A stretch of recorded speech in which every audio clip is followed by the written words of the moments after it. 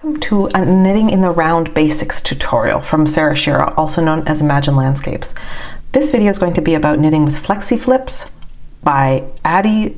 Hiya also makes one called the Flyers. These are halfway between Magic Loop and DPN, so they will look like a very long DPN with a cable in the center. The Flexi Flips have a blunter end and a sharper end. If you are splitting plies, you might want to use the blunter end. If you're doing a decrease, you might want to use the sharper tip. It's yours to decide. So you'll get 3 needles, and I've cast on 24 stitches using the long tail cast on already. If you're interested in that method, it's linked down below. So we've cast on, and now we need to split the stitches half and half in this case. There might be reasons why you wouldn't split them 50-50, but for learning, we're going to do the 50-50. So that's 12 stitches need to go on another needle. So let's slide these to the tip, and we will just hop them along. I know that unlike the other videos in this series, I have gone to thinner yarn. That is because I bought the Flexi Flips in a size so that I could use them to knit gnomes, and that for me means fingering weight yarn for the most part. So let's double check that we have them 50-50.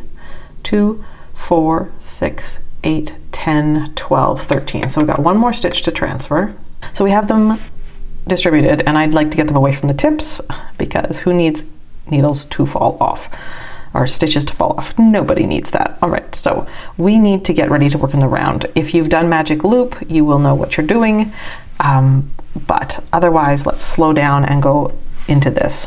So we've got half and half, and the key thing at this point is to make sure that if I trace a line of the stitches all the way, I don't have to travel around a needle. If I had twisted the stitches, that would look like this. I would be traveling. Oh, here I would need to go all the way around the needle, like a loop-de-loop.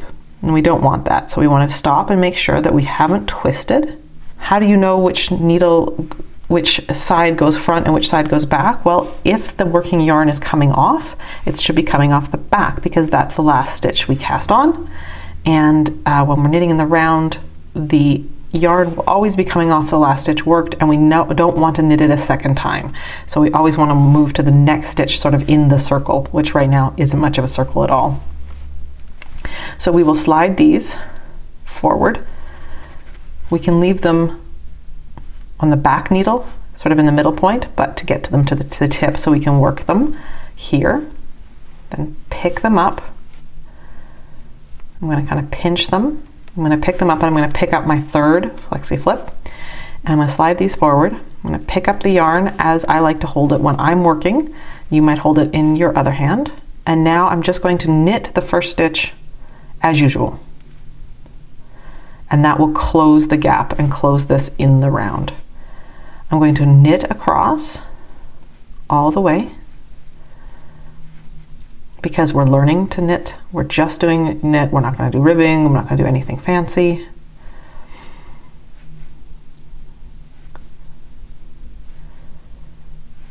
Get to the end.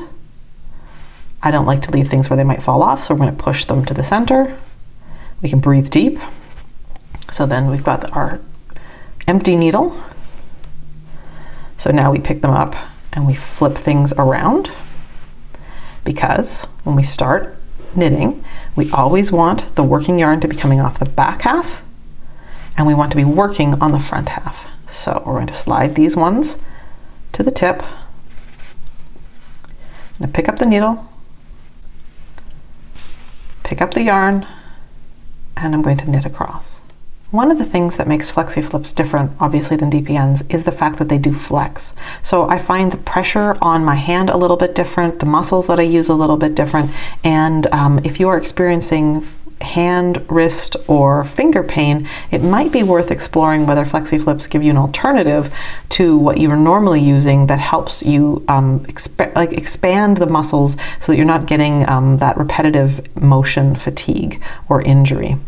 If you pick it up or if you've put your work down and you need to come back and knit, remember the yarn will always be coming off the last worked stitch, so you always want that to be at the back half of the stitches, and you've got a fresh new half of stitches to work.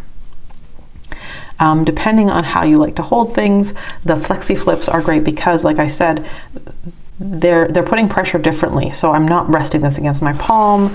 The stitches at the back, because this yarn or this point is flexible here, it's not fighting me the way a DPN would be fighting me. It's just kind of flexing in and around my motions, which is one of the perks for it.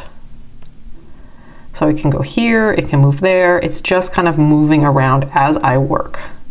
And that is a real, it's really interesting. So the tips here feel like I'm working on DPNs, but the back half feels much more like I'm working on magic loop. Anyways, I hope that this tutorial helps you. Remember, if one method of knitting in the round doesn't feel right, just keep experimenting and keep exploring. Knitting is marvelous and varied. And so never blame yourself until you've tried a bunch of things and also given yourself time to learn. You can't be perfect or good at something till you've worked at it. Happy knitting.